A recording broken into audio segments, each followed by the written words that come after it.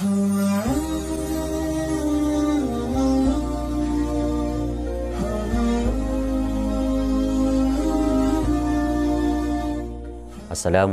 warahmatullahi wabarakatuh.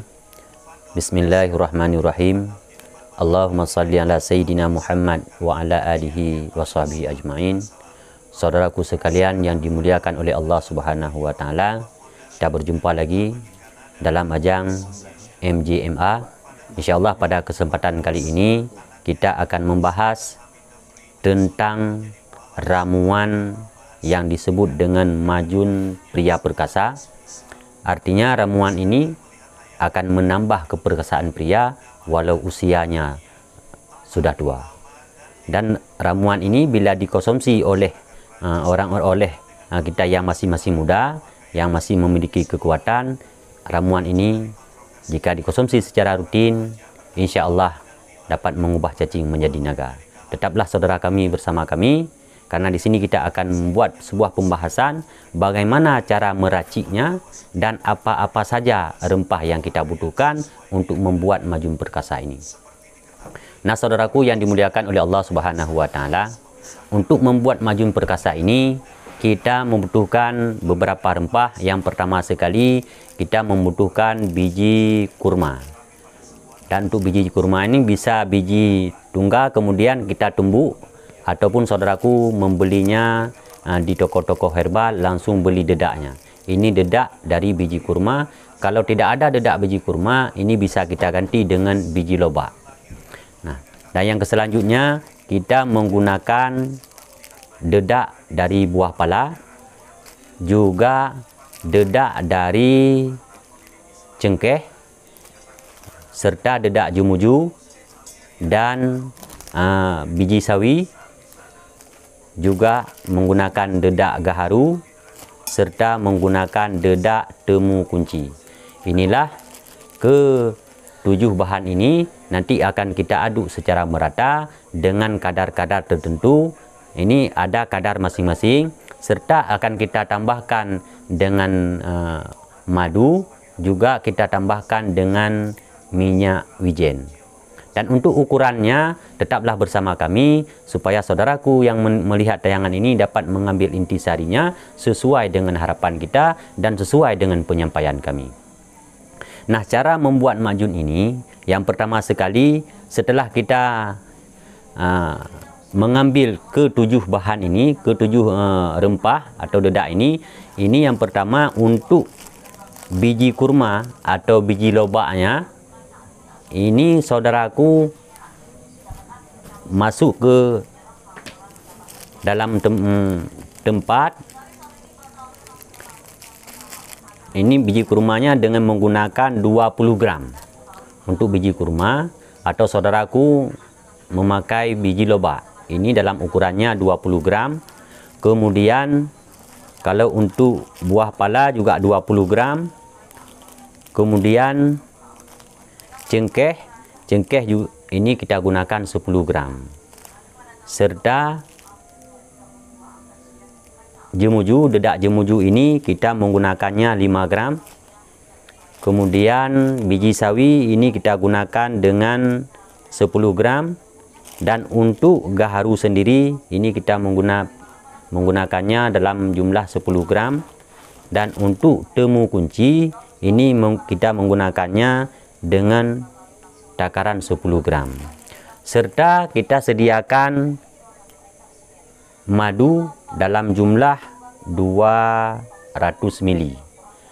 Begitu juga dengan minyak wijennya, kita membutuhkan 200 ml. Kalau semuanya sudah takarannya sudah siap, ini ke-7 rempah ini kita aduk. Kita satukan ke dalam satu wadah yang kita aduk hingga merata.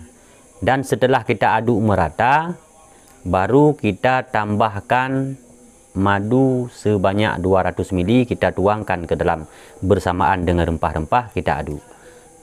Nah, kemudian kita ambil panci dan kita isi dengan minyak wijen sebanyak 200 ml, yang tujuannya ini untuk kita masakkan atau untuk kita panaskan ke 7 rempah ini. Kemudian setelah minyak wijennya kita masuk ke dalam panci, jangan kita tunggu sampai panas atau sampai mendidih. Langsung kita masukkan rempah yang telah kita aduk merata tadi. Langsung kita masukkan ke dalam panci dan kita aduk sambilan kita menghidupkan api yang paling kecil. Jangan dipanaskan di api yang besar. Kita untuk memanaskan atau untuk memasak ramuan ini agar menyatu, ini kita menggunakan api yang sangat kecil, api yang paling kecil. Nah, kemudian kita aduk hingga kita tunggu hingga mendidih. Nah, setelah mendidih, nanti baru kita angkat. Nah, dan setelah kita angkat, inilah hasil daripada rempah ini yang akan kita konsumsi setiap hari untuk resep keperkasaan pria atau yang disebut dengan majun perkasa, untuk mengembalikan gairah atau untuk meningkatkan stamina juga keperkasaan pria yang sudah dewasa. Namun rempah ini atau majun perkasa ini tidak terkhusus kepada pria yang usia yang sudah tua, tapi ini bisa kita konsumsi di setiap usia. Yang penting syaratnya ini majun ini khusus untuk pria yang sudah berkeluarga.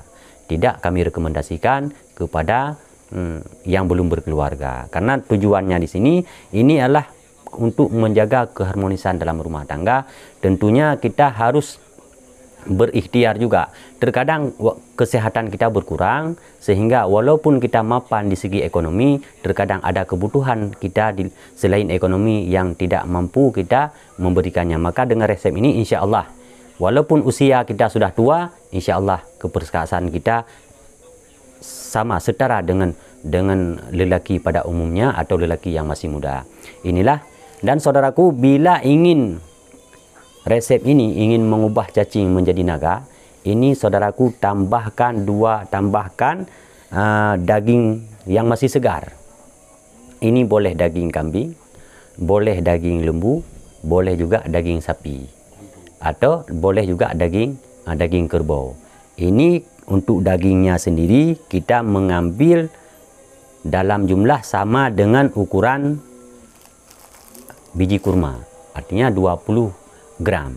Kita timbang daging 20 gram. Cuma untuk dagingnya tidak bisa langsung kita aduk, karena daging itu kan sifatnya keras, dia tidak akan menyatu dengan rempah-rempah ini. Caranya daging kita haluskan dulu. Boleh kita haluskan daging dengan menggunakan alat tumbuk. Yang lebih istimewanya kalau untuk daging kita menggunakan blender.